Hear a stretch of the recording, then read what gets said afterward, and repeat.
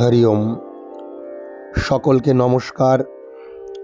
আজকে আমরা গীতা পাঠের এই ৩৭তম পর্বে গীতার দ্বিতীয় অধ্যায় সাংখ্যযোগের এমন একটি শ্লোক পড়ব, যে শ্লোক থেকে আমরা এই যে সাংখ্যযোগ তার দুটো ভাগ আমরা বুঝতে পারব। এতক্ষণ ধরে ভগবান শ্রীকৃষ্ণ সাংখ্যযোগ ব্যাখ্যা করেছেন, যেখানে তিনি প্রথমেই অর্জুনকে তার যে বিষাদ, তার যে ইন্দ্রিয় ভোগের লালসা, সেখান থেকে উঠে দাঁড়িয়ে তার ক্ষাত্র ধর্ম স্মরণ করিয়ে তাকে যুদ্ধ করার জন্য ক্লৈব্যম মাসমা গমঃ পার্থা বলে যে ক্ষত্রিয় বীর মন্ত্রটা দান করেছেন, এবং তারপর খুব সুন্দরভাবে আত্মতত্ত্বকে ব্যাখ্যা করেছেন। আর যেহেতু আত্মতত্ত্বকে এখানে তিনি খুব সম্যক রূপে ব্যাখ্যা করেছেন, তাই এই অধ্যায়ের নাম সাংখ্যযোগ।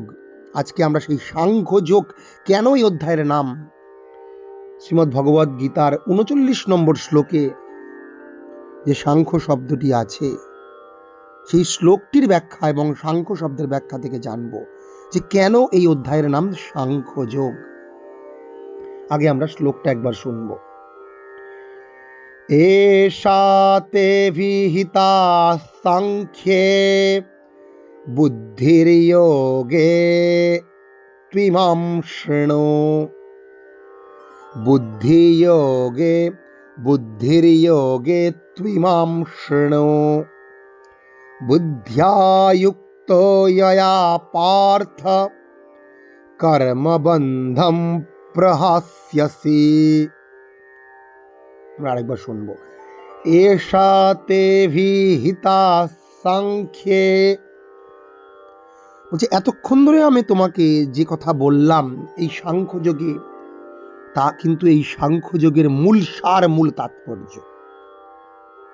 এবার তোমাকে আমি বুদ্ধির যোগে, এখন তোমাকে আমি বুদ্ধিযোগ সম্বন্ধে বা বুদ্ধি অর্থাৎ ভক্তিযোগ সম্বন্ধে তোমাকে আমি যে তত্ত্ব, ত্বিমাম কথাম, ইমাম কথাম, এই যে কথা গীতা তোমাকে বলবো, পবিত্র বাণী, তা তুমি শ্রবণ করো।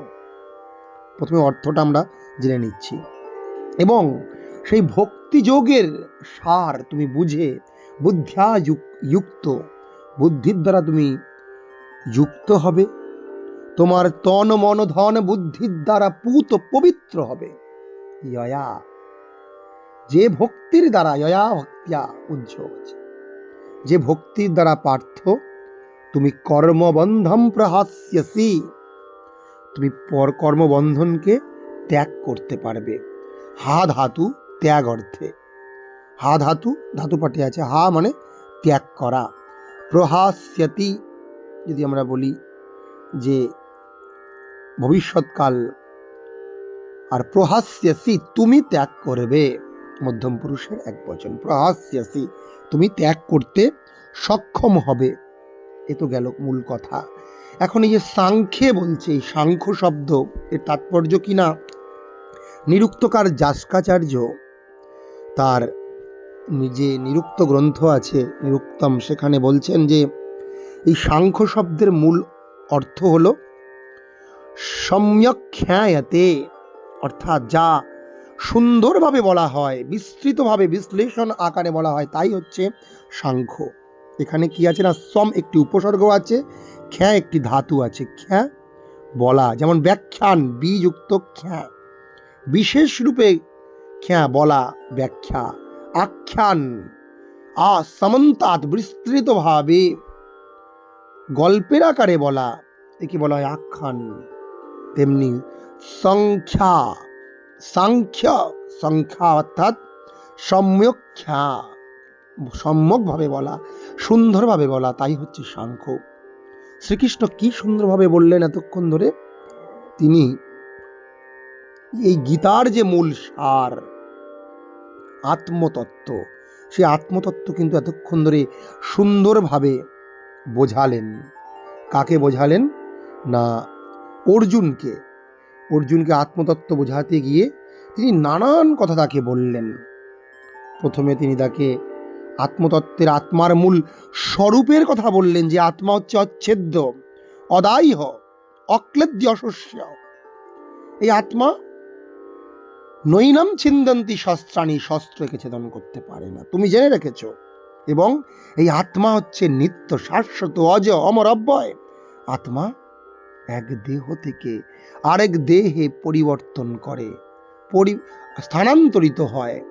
যখন দেহ জীর্ণ হয়, রোগগ্রস্ত হয়, যেমন আমরা পুরনো বস্ত্রকে ত্যাগ করে নতুন বস্ত্র ধারণ করি। তাই শিষ্যস্তে হম সাধিমাম প্রপন্নম, যখন অর্জুন দ্বিতীয় অধ্যায় 7 নম্বর শ্লোকে বলছে শ্রীকৃষ্ণকে, ইয়াচ্ছে অনিশ্চিতম ব্রূহিতন্মে, যেটা মঙ্গলকর হবে সেটা তুমি আমাকে বলো, কারণ আমি তোমার শিষ্য, আমাকে তুমি সেই উপদেশ দাও।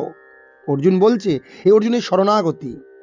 কারণ অর্জুন কিন্তু বুঝতে পারছিল না তার শোকের বশবর্তী হয়ে, যে সে আসলে তার পিতামহ ভীষ্ম, সে প্রশ্ন করছিল কথম ভীষ্মমহম সংখ্যে, আমি কিভাবে আমার পিতামহ ভীষ্মকে আমি হত্যা করব।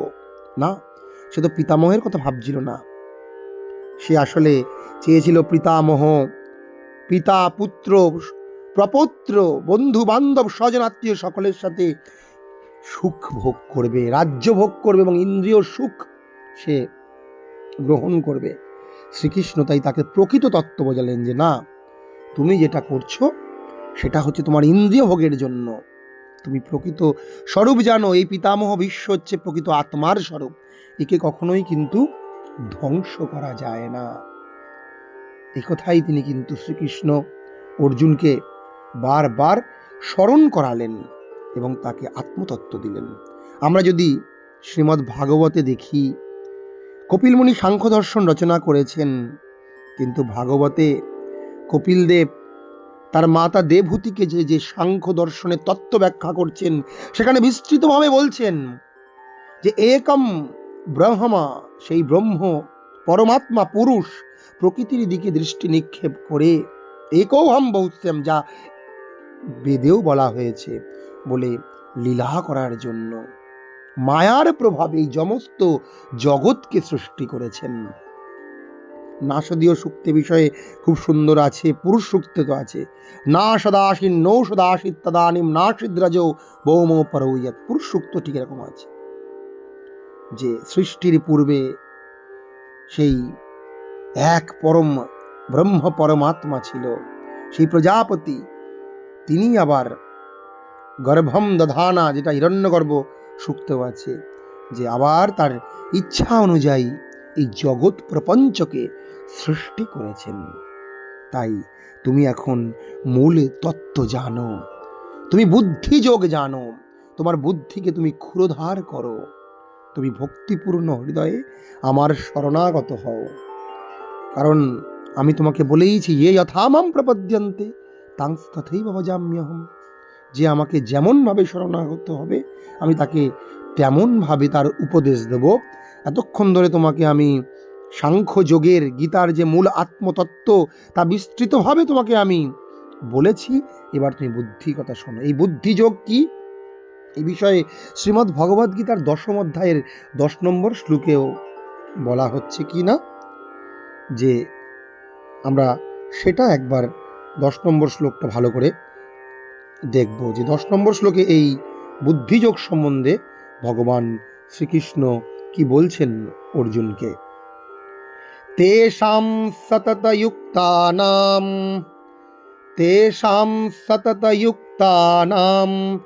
ভজতাম প্রীতিপূর্বকম, অর্থাৎ যারা নিত্য ভক্তি যোগ দ্বারা, যারা ভক্তিপূর্ণ প্রীতিপূর্বক ভাবে আমার ভজনা করে, সেই ভজন্ত ব্যক্তিদের, ভজনকারী ব্যক্তিদের, ভজতাম তেষাম, সেই ভজতাম ভজনকারীদের, যারা সতত নিত্য আমার প্রীতিপূর্বক, শ্রদ্ধাপূর্বক আমার সেবাপূর্বক আমাকে ভজনা করে, আমি তাদের কি করি?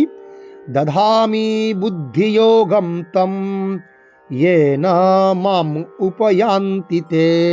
আমি তাদেরকে সেই বুদ্ধিযোগ, অর্থাৎ তাদেরকে আমি সেই ভক্তির মূল রহস্য, সেই ভক্তি বা বুদ্ধি দান করি, যার দ্বারা তারা আমার কাছে ফিরে আসতে পারে, অর্থাৎ আমার স্বরূপ উপলব্ধি করতে পারে। তারা ঈশ্বর সন্নিধান, তারা প্রকৃত জীবনের যে মূল উদ্দেশ্য ঈশ্বর লাভ, সেটাই কিন্তু তারা করতে সক্ষম হবে। তাই আজকের যে আমরা শ্লোকটি পড়লাম, সেখানে ভগবান শ্রীকৃষ্ণ একেবারে স্পষ্টভাবে দুটো কথা বললেন। এতক্ষণ সাংখ্যযোগে তোমাকে সাংখ্য অর্থাৎ মূল বিষয় যে জ্ঞান, সেই জ্ঞানের কথা বলেছি। তুমি জানলে যে এই জগৎ সমস্ত কিছুই হচ্ছে পরমাত্মার অংশ, পরমাত্মাই একমাত্র সৎ, চিৎ আনন্দ, নিত্য, অজরময়, অব্যয়। এই জ্ঞানকে তুমি তোমার হৃদয়ে ধারণ করো।